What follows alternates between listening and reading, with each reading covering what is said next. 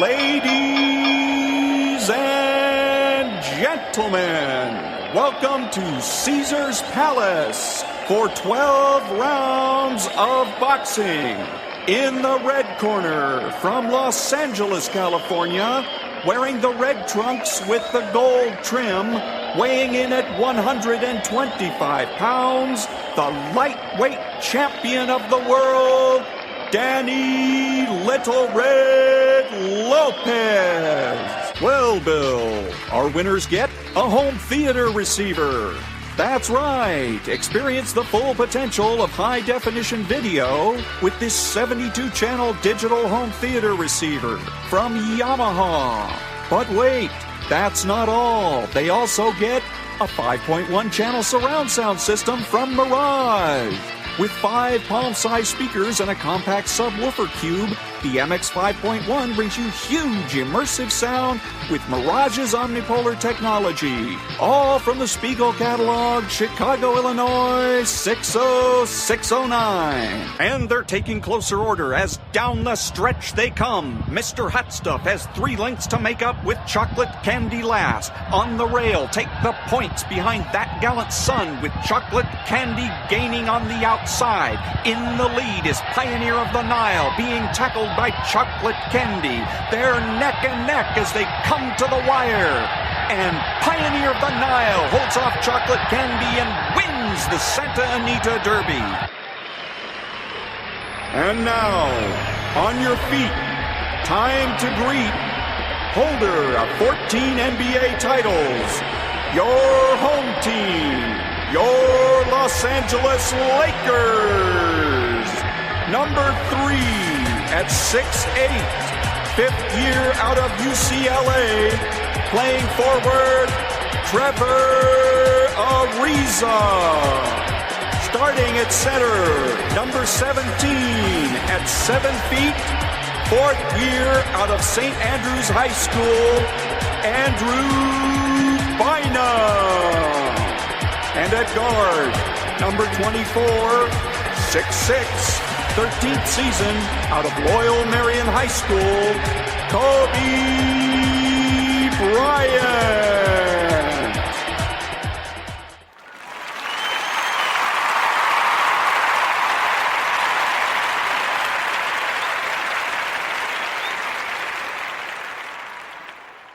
Went from like men not listening to women at all to just this total overcorrection that anything they fucking said means it happens, you know? They got these hashtags like, you know, believe women, right? What about the psychos? What about the ones that key your car and light your shit on fire because you didn't fucking answer a text? What about them? How about you believe like 88% and that last 12% that's out of their fucking minds? You know, I think that's a fair percentage, wouldn't you? You know, and then people just like, did you see that story? Did you read the story? You can't make something like that up. I always want to be like, well, did you see Star Wars? Somebody made that up. They made like fucking 15 of them, you know? People can make shit up, right? You're part of the fucking problem. Get the fuck out, you know? Good morning. It's Saturday, Rules Saturday, October the 18th, and this is The True Conservative. Welcome to all the butchers, bakers, and candlestick makers out there. I'm Ron, your host, and the only true conservative in the United States today. So today, after the Serenity Prayer and the patriotic song of the day, we will have no free lunch, motivation, meditation, and the return of the primitive. All that and more when I get back.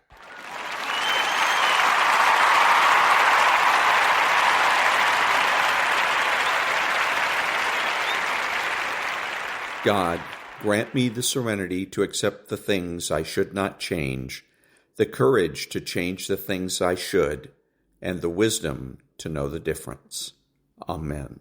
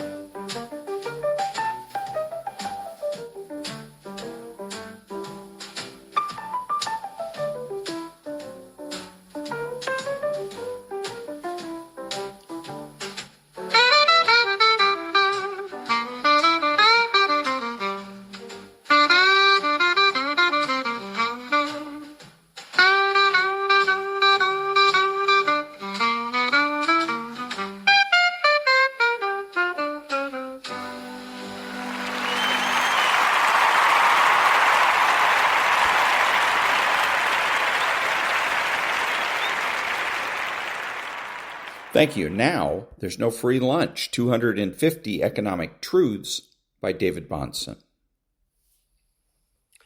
Most of Marx's predictions have failed to materialize, and his labor theory of value and other ideas have been proven wrong.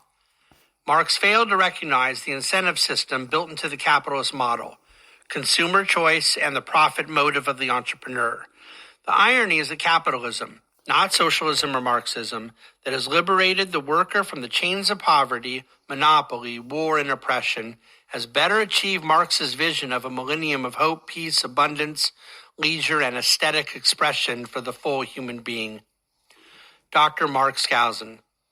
The Marxian idea that value is determined by the labor necessary to create it is wrong for a number of reasons. For the advocate of free enterprise, it is the incentives of the system that most rationalize productive human action.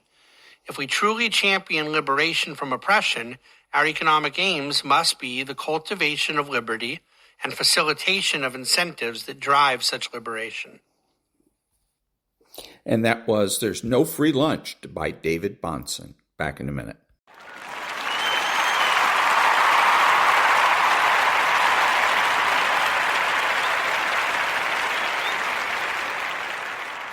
Thank you. Now a little bit of Maria Bartiromo's Wall Street and a little bit of commentary.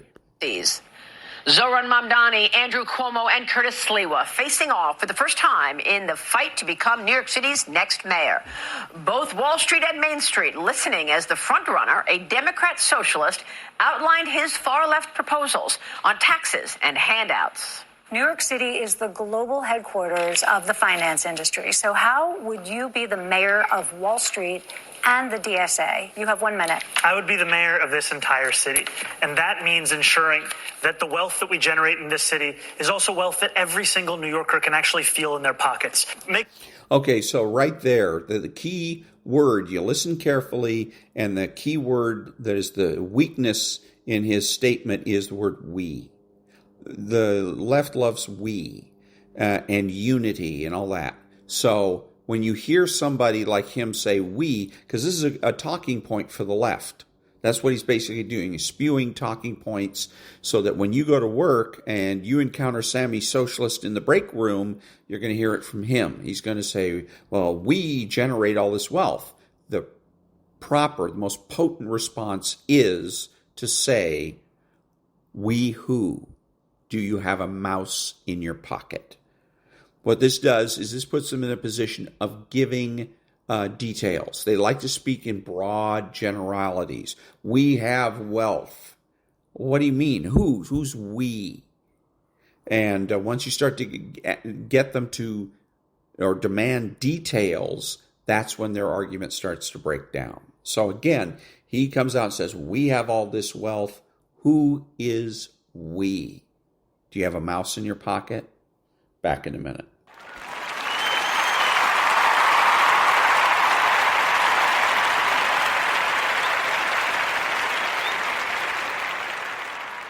Thank you. And now, motivation. You can write everything down if you want to.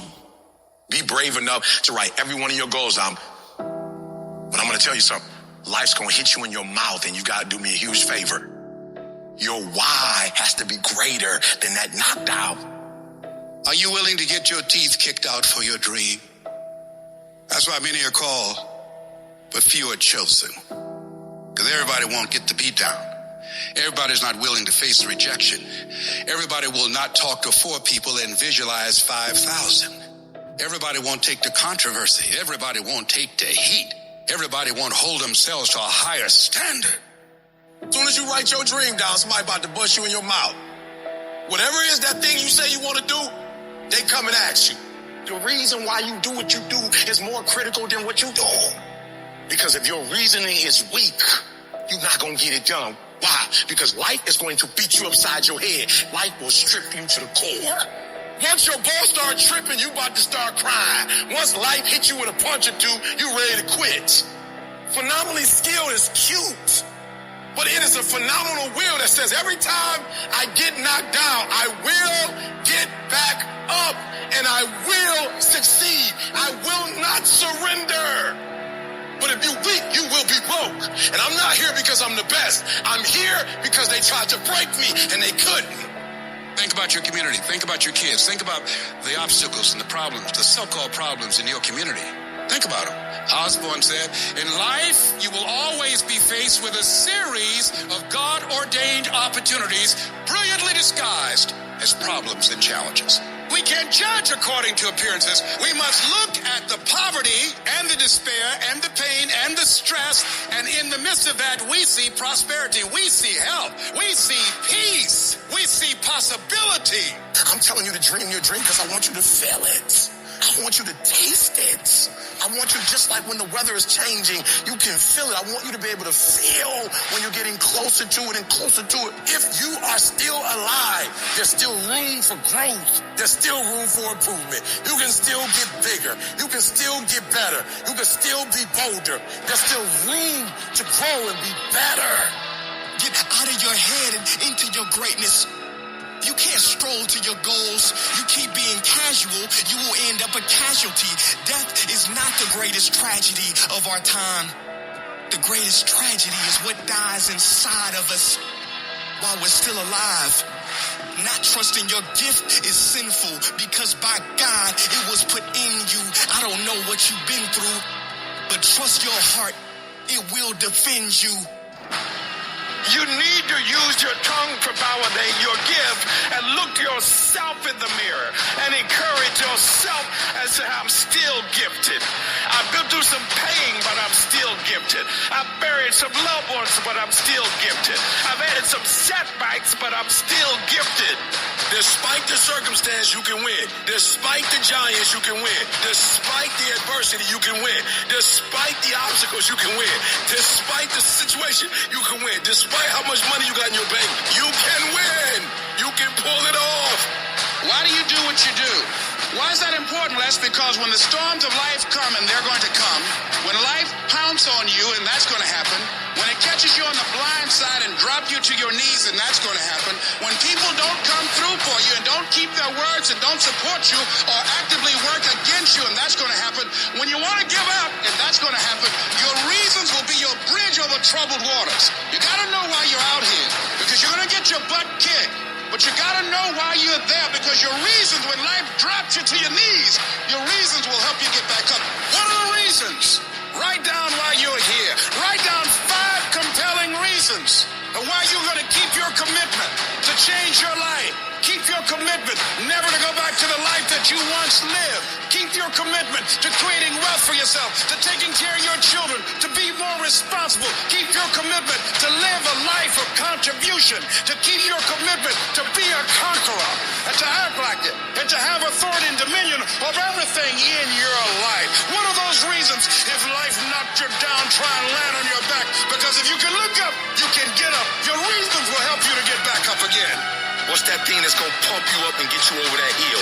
What's gonna pump you up and get you over that mountain? What's gonna pump you up and get you past that disease? What's gonna pump you up and get you past bankruptcy? What's gonna pump you up and get you past that crazy credit score you got? What's gonna pump you up and get you to the other doggone side? I'm talking about hope. You gotta be able to see it when it cannot be seen. You gotta see it in your mind's eye. You have to see it happening.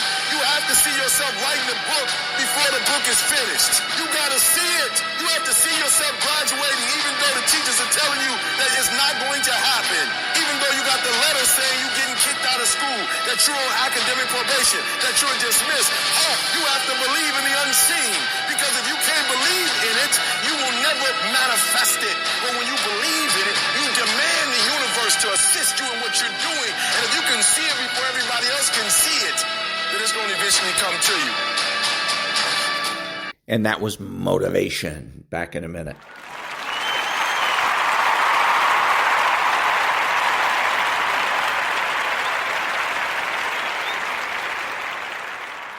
Thank you. Now a little meditation.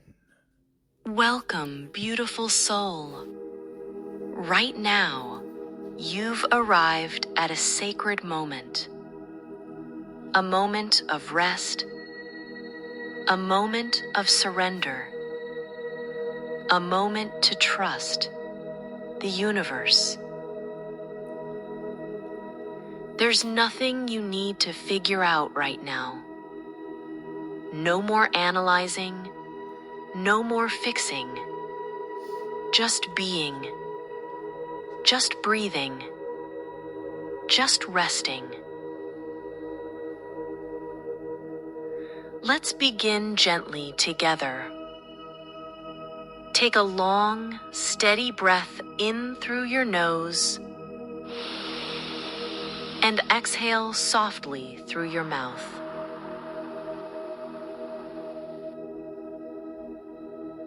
Again, breathe in peace and breathe out any tension.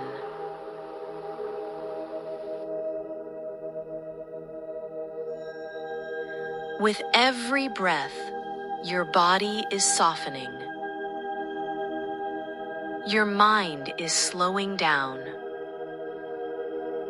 You are safe here.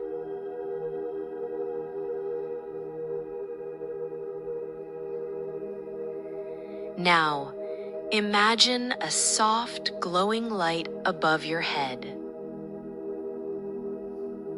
It's the energy of the universe. It's pure.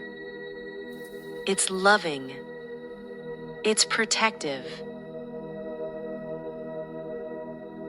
With each inhale, draw that light into your body. With each exhale, release the weight of the day. Any worries, any stress, let them float away.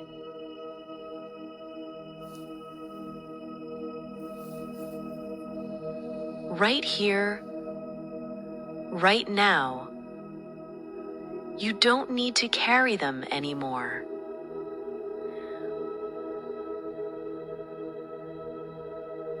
Whisper gently in your mind, I release control.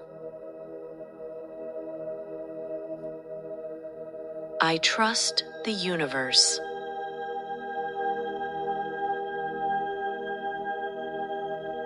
Everything is unfolding perfectly for me.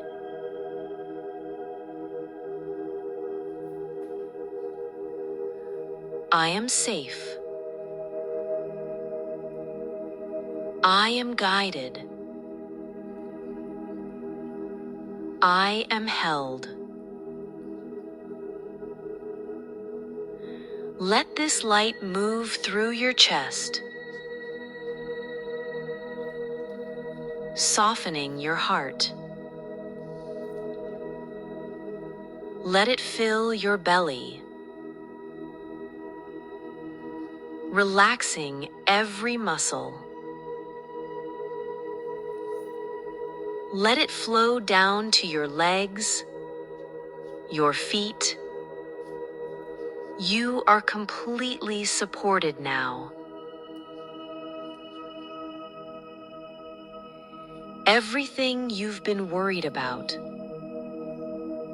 everything you don't yet understand, it's being taken care of in ways you can't see yet. Don't need to know how.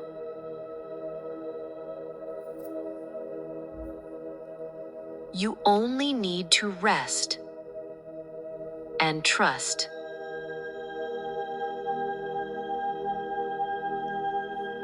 As you drift into sleep, know this: you are part of something greater. You are loved more than you know. The universe has your back. Breathe in trust. Exhale completely.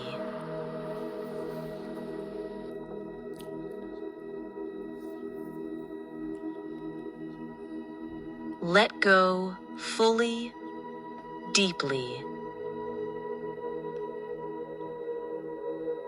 There's nothing left to do. Nothing left to prove.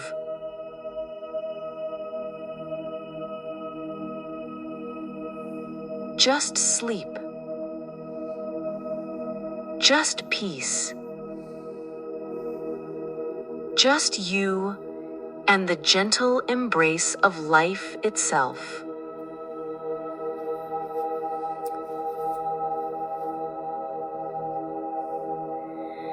Thank you for trusting yourself enough to be here. Thank you for your courage to let go. Now, drift softly into sleep and let the universe hold you, gently and fully. And that was a little bit of meditation. Back in a minute.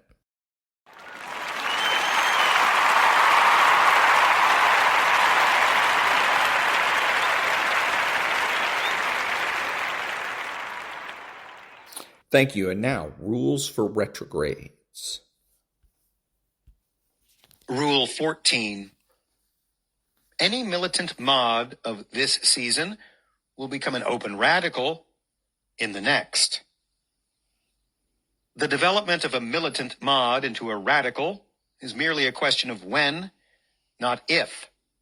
That is, militant mods are typically radicals in training. They're waiting for something. The primary denizen of this class is either the left-of-center Christian moderate, who has elevated his politics above his religion, or the milder-mannered secularist who identifies quietly left-of-center without explaining how left-of-center. Either way, the militant mod is a coward. Think of it this way. Why would any honest person strike a middle ground on an issue like abortion, for example? As always, abortion proves the rule. As has been pointed out so many times before, abortion either maliciously destroys an innocent life or it does not. The principle of the excluded middle won't apply here. There are no possible shades of gray on this issue. Yet, a militant mod often operates, works, or socializes in conservative-ish territory, whereupon open association with the pro-abortion cause would create no small amount of personal inconvenience, the bête noire of both militant mods and mod cons. Accordingly, the militant mod refuses to cede an inch to strong anti-abortion argumentation, while simultaneously abstaining from owning the opposite position. He's forced into an idiotic no man's land, for which he resents not the radical, but the retrograde, whom he already views as his enemy, secretly. Think of a third down and long situation in football. The offense knows it cannot score from the current field position, or even gain a first down, but still does not want to lose yardage before punting on the following down. In fact, the offense will be twice as determined not to lose yardage. Imagine militant mods waiting wistfully for their opportunity to embrace openly their leftism. They'll never cede ground, because in their dawdling, they already feel sufficiently disloyal to their fellow lefties. Insecure, they refuse to lose any additional yardage in the meantime. They make for surprisingly staunch debaters, one of the many paradoxes of militant mods. One of the best tells of a militant mod from a true mod is the object of their resentment. The latter retains an open mind and won't turn unilaterally bitter against retrogrades. Conversely, the resentful, cowardly militant mod always blames the retrograde and never the radical. It's both a categorical rule of the universe and a reliable tell. There is at least one more sort of militant mod, however, the actual centrist. Whereas the mark of the first sort is his cowardice, the mark of this sort is his relativism. Whereas the first group makes relativistic claims rhetorically, regarding his own claims incredulously, some militant mods actually believe that both sides of the debate can be right at the same time. These are the militant mods who are true believers in centrism. Logic may not be on their side. These are the dupes of the dictatorship of relativism, but honest belief seems to be. As such, they won't blame retrogrades as aggressively as the first sort of militant mods. But militant mods, they still prove to be. The belief in logical impossibilities embattles their intellect and will, eventually turning it against the retrograde. Proceed very carefully. And that was Rules for Retrogrades, Rule 14, 40 Tactics to Defeat the Radical Left by Timothy J. and David R. Gordon. Back in a minute.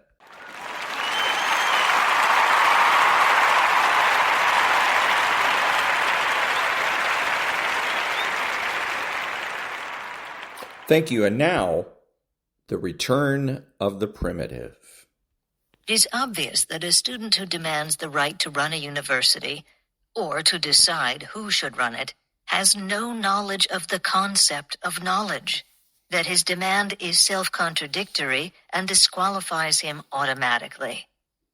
The same is true, with a much heavier burden of moral guilt, of the professor who taught him to make such demands and who supports them. Would you care to be treated in a hospital where the methods of therapy were determined by a vote of doctors and patients? Yet the absurdity of these examples is merely more obvious, not more irrational nor more vicious than the standard collectivist claim that workers should take over the factories created by men whose achievement they can neither grasp nor equal. The basic epistemological moral premise and pattern are the same. The obliteration of reason obliterates the concept of reality, which obliterates the concept of achievement, which obliterates the concept of the distinction between the earned and the unearned. Then the incompetent can seize factories, the ignorant can seize universities, the brutes can seize scientific research laboratories, and nothing is left in a human society but the power of whim and fist. What makes guild socialism cruder than, but not different from, most statist collectivist theories is the fact that it represents the other, the usually unmentioned side of altruism. It is the voice, not of the givers, but of the receivers. While most altruistic theorists proclaim the common good as their justification, advocate self-sacrificial service to the community, and keep silent about the exact nature or identity of the recipients of sacrifices, guild socialists brazenly declare themselves to be the recipients and present their claims to the community demanding its services. If they want a monopoly on a given profession, they claim the rest of the community must give up the right to practice it. If they want a university, they claim the community must provide it. And if selfishness is taken by the altruists to mean the sacrifice of others to self, I challenge them to name an uglier example of it than the pronouncement of the little Berkeley collectivist who declared, "Our idea is that the university is composed of faculty, students, books, and ideas. In a literal sense, the administration is merely there to make sure the sidewalks are kept clean. It should be the servant of the faculty and the students." What did that little disembodied mystic omit from his idea of a university? Who pays the salaries of the faculty? Who provides the livelihood of the students? Who publishes the books? Who builds the classrooms, the libraries, the dormitories, and the sidewalks? Leave it to a modern mystic of muscle to display the kind of contempt for vulgar material concerns that an old-fashioned mystic would not quite dare permit himself. Who, besides the university administration, is to be the voiceless, rightless, servant and sidewalk sweeper of the faculty and students? No, not only the men of productive genius who create the material wealth that makes universities possible, not only the tycoons of big business, not only the financial, industrial, and military establishment, but every taxpayer of the state of California, every man who works for a living, high or low, Every human being who earns his sustenance, struggles with his budget, pays for what he gets, and does not permit himself to evade the reality of vulgar material concerns. Such is the soul revealed by the ideology of the Berkeley Rebellion. Such is the meaning of the rebels' demands and of the ideological precedents they were trying to establish. Observe the complexity, the equivocations, the tricks, the twists, the intellectual acrobatics performed by these avowed advocates of unbridled feelings, and the ideological consistency of these activists who claim to possess no ideology. The first round of the student rebellion has not gone over too well. In spite of the gratuitous puff job done by the press, the attitude of the public is a mixture of bewilderment, indifference, and antagonism. Indifference, because the evasive vagueness of the press reports was self-defeating. People do not understand what it is all about and see no reason to care. Antagonism, because the American public still holds a profound respect for universities, as they might be and ought to be, but are not any longer, and the commentators' half-laudatory, half-humorous platitudes about the idealism of youth have not succeeded in whitewashing the fact that brute physical force was brought to a university campus. That fact has aroused a vague sense of uneasiness in people, a sense of undefined, apprehensive condemnation. The rebellion's attempt to invade other campuses did not get very far. There were some disgraceful proclamations of appeasement by some university administrators and commencement orators this spring, but no discernible public sympathy. There were a few instances of a proper attitude on the part of university administrations, an attitude of firmness, dignity, and uncompromising severity, notably at Columbia University. A commencement address by Dr. Meng, president of Hunter College, is also worth noting, declaring that the violation of the rights of others is intolerable in an academic community, and that any student or teacher guilty of it deserves instant expulsion. He said, "Yesterday's ivory tower has become today's foxhole. The leisure of the theory class is increasingly occupied in the organization of picket lines, teach-ins, think-ins, and stakeouts of one sort or another." The New York Times, June 18, 1965. But even though the student rebellion has not aroused much public sympathy, the most ominous aspect of the situation is the fact that it has not met any ideological opposition, that the implications of the rebels' stand have neither been answered nor rejected, that such criticism as it did evoke was, with rare exceptions, evasively superficial. As a trial balloon, the rebellion has accomplished its leaders' purpose. It has demonstrated that they may have gone a bit too far, bared their teeth and claws a bit too soon, and antagonized many potential sympathizers, even among the liberals, but that the road ahead is empty, with no intellectual barricades in sight. The battle is to continue. The long-range intentions of the student rebellion have been proclaimed repeatedly by the same activists who proclaim their exclusive dedication to the immediate moment. The remnants of the free speech movement at Berkeley have been reorganized into a free student union, which is making militant noises in preparations for another assault. No matter how absurd their notions, the rebels' assaults are directed at the most important philosophical political issues of our age.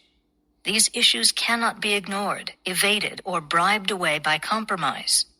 When brute force is on the march, compromise is the red carpet. When reason is attacked, common sense is not enough. Neither a man nor a nation can exist without some form of philosophy. A man has the free will to think or not. If he does not, he takes what he gets. The free will of a nation is its intellectuals. The rest of the country takes what they offer. They set the terms, the values, the course, the goal. In the absence of intellectual opposition, the rebels' notions will gradually come to be absorbed into the culture. The uncontested absurdities of today are the accepted slogans of tomorrow. They come to be accepted by degrees, by precedent, by implication, by erosion, by default, by dint of constant pressure on one side and constant retreat on the other, until the day when they are suddenly declared to be the country's official ideology. That is the way welfare statism came to be accepted in this country. What we are witnessing today is an acceleration of the attempts to cash in on the ideological implications of welfare statism and to push beyond it. The college rebels are merely the commandos charged with the task of establishing ideological beachheads for a full-scale advance of all the statist collectivist forces against the remnants of capitalism in America. And part of their task is the takeover of the ideological control of America's universities. If the collectivists succeed, the terrible historical irony will lie in the fact that what looks like a noisy, reckless, belligerent confidence is in fact a hysterical bluff. The acceleration of collectivism's advance is not the march of winners, but the blind stampede of losers. Collectivism has lost the battle for men's minds. Its advocates know it. Their last chance consists of the fact that no one else knows it. If they are to cash in on decades of philosophical corruption, on all the gnawing, scraping, scratching, burrowing to dig a maze of philosophical rat holes which is about to cave in, it's now or never. As a cultural intellectual power and a moral ideal, collectivism died in World War II. If we are still rolling in its direction, it is only by the inertia of a void and the momentum of disintegration. A social movement that began with the ponderous, brain-cracking dialectical constructs of Hegel and Marx, and ends up with a horde of morally unwashed children, each stamping his foot and shrieking, "I want it now," is through. All over the world, while mowing down one helpless nation after another, collectivism has been steadily losing the two elements that hold the key to the future, the brains of mankind and its youth. In regard to the first, observe Britain's brain drain. In regard to the second, consider the fact, which was not mentioned in the press comments on the student rebellion, that in a predominant number of American universities, the political views of the faculty are perceptibly more liberal than those of the student body. The same is true of the youth of the country at large, as against the older generation, the 35 to 50 age bracket, who were reared under the New Deal and who hold the country's leadership at present. That is one of the facts which the student rebellion was intended to disguise. This is not to say that the anti-collectivists represent a numerical majority among college students. The passive supporters of the status quo are always the majority in any group, culture, society, or age. But it is not by passive majorities that the trends of a nation are set. Who sets them?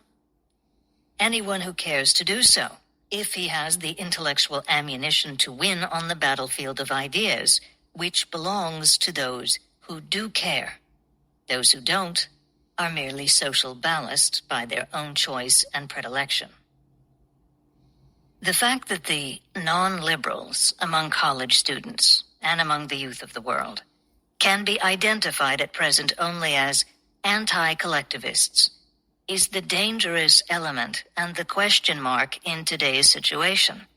They are the young people who are not ready to give up, who want to fight against a swamp of evil, but do not know what is the good.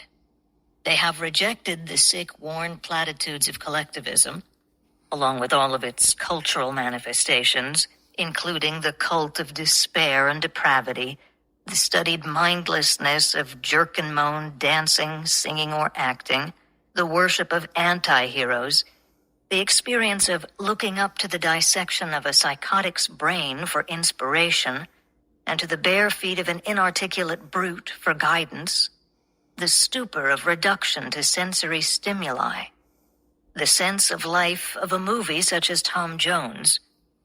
But they have found as yet no direction, no consistent philosophy, no rational values, no long-range goals. Until and unless they do, their incoherent striving for a better future will collapse before the final thrust of the collectivists. Historically, we are now in a kind of intellectual no man's land, and the future will be determined by those who venture out of the trenches of the status quo. Our direction will depend on whether the venturers are crusaders fighting for a new renaissance or scavengers pouncing upon the wreckage left of yesterday's battles. The crusaders are not yet ready. The scavengers are. That is why, in a deeper sense than the little zombies of college campuses will ever grasp, now, now, now is the last slogan and cry of the ragged, bearded stragglers who had once been an army rallied by the promise of a scientifically planned society. The two most accurate characterizations of the student rebellion given in the press were political existentialism and Castroite. Both are concepts pertaining to intellectual bankruptcy. The first stands for the abdication of reason. The second for that state of hysterical panic which brandishes a fist as its sole recourse. In preparation for its published survey, March 22, 1965, Newsweek conducted a number of polls among college students at large on various subjects, one of which was the question of who are the students' heroes? The editors of Newsweek informed me that my name appeared on the resultant list and sent an interviewer to question me about my views on the state of modern universities. For reasons best known to themselves, they chose not to publish any part of that interview.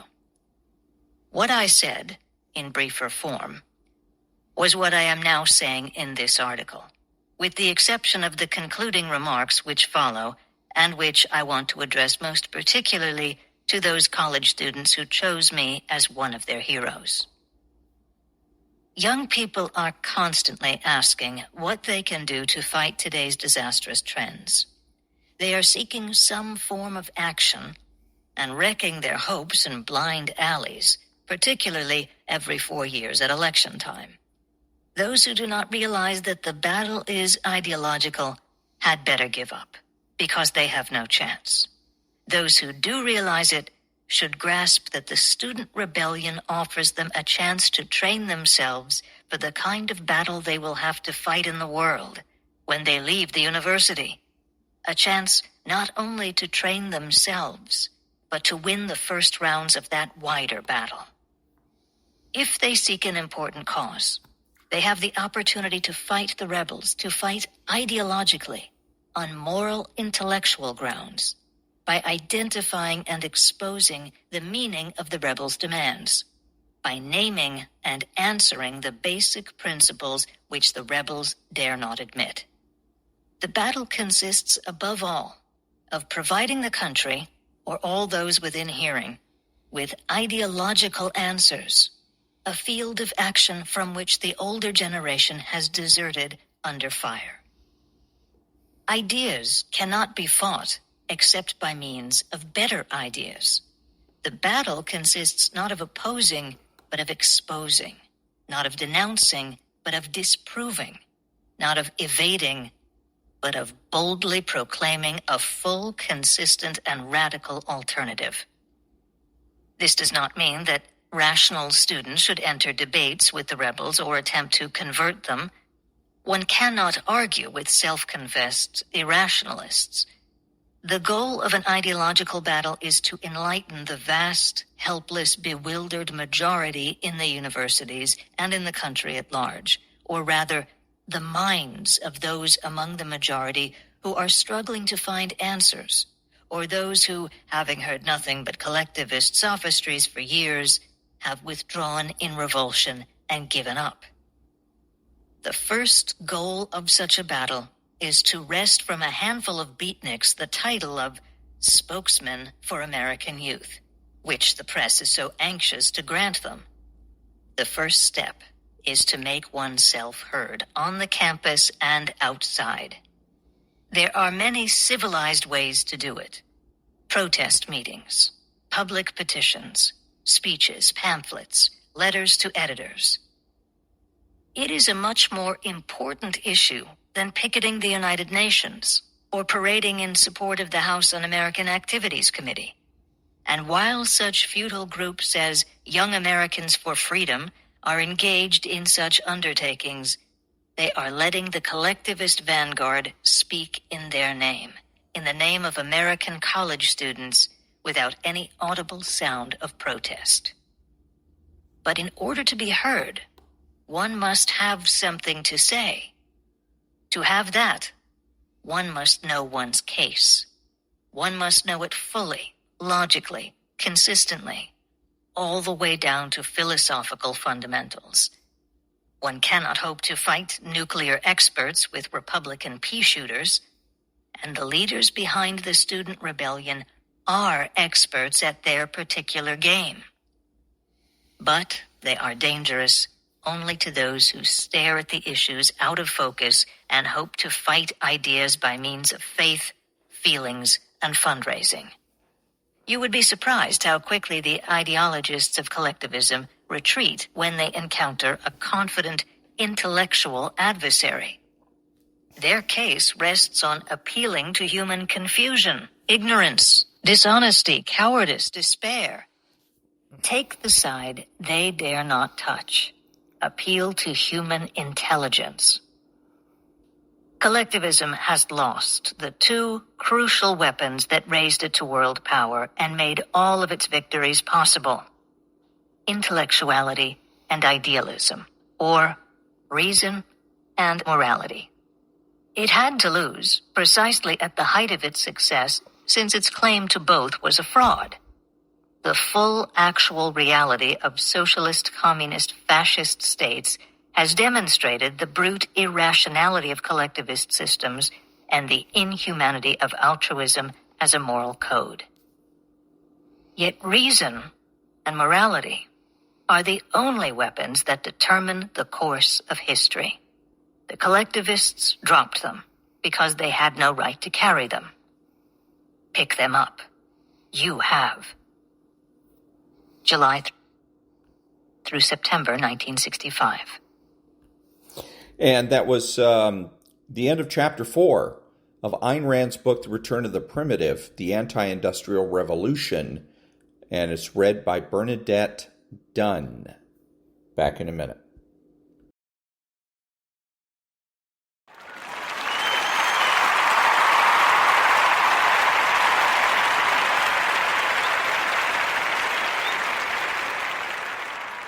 Thank you. This is Ron, your host, the only true conservative in the United States today, bidding adios to all the butchers, bakers, and candlestick makers out there, and reminding you that socialism is antisocial.